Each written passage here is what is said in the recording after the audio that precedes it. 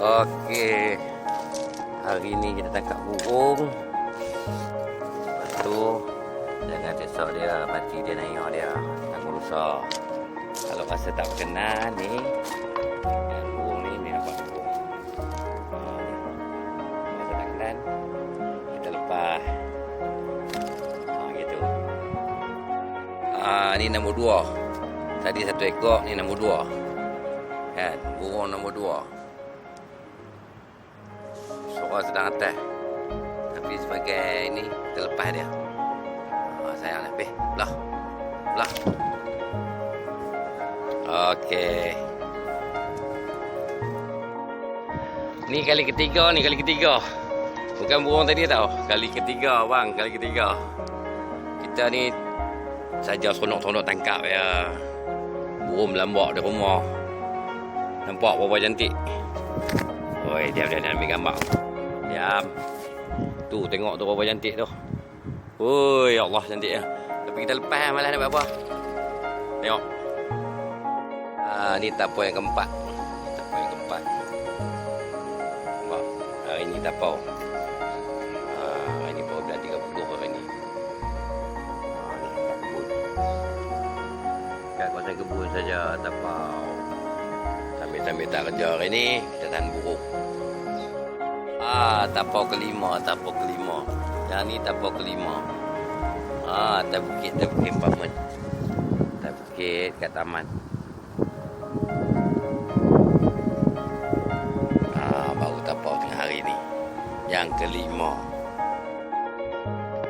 Okay, tapau keenam. Ni yang tapau keenam. Ni tapau yang ketujuh. Ini tapau yang ketujuh. Yang ketujuh.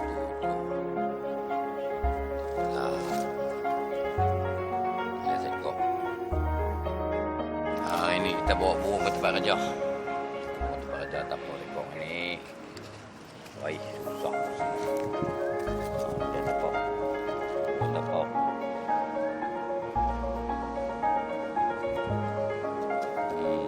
Sambil kerja tu kita baca. Ni tapau yang ke-8. Hari ni punya cerita tadi dapat seekor, ni dapat seekor yang ke-9. Burung yang ke-9. Tempat sama anggap, satu anggap. Tempat kerja cuma baju dia tukar, panas.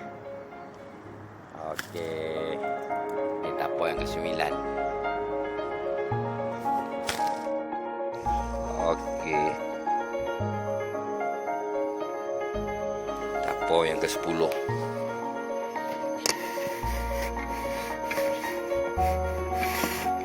kita ambil ke-10. Ya, Cina.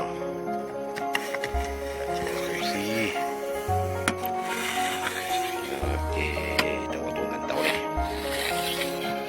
Yang ke-10.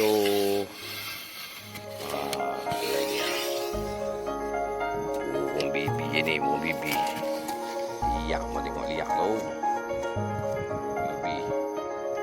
Ni yang ke-10 kita dapat. Bibi ni. Okey, tadi salah. Ni yang ke-11. Ke-10. Ni yang ke-10. Yang lagi lama ni yang ke-11. Salah sebut nama saya. Okey, kita sekarang tapau lagi hari ni, tapau lagi. Ini hari tapau manis punya.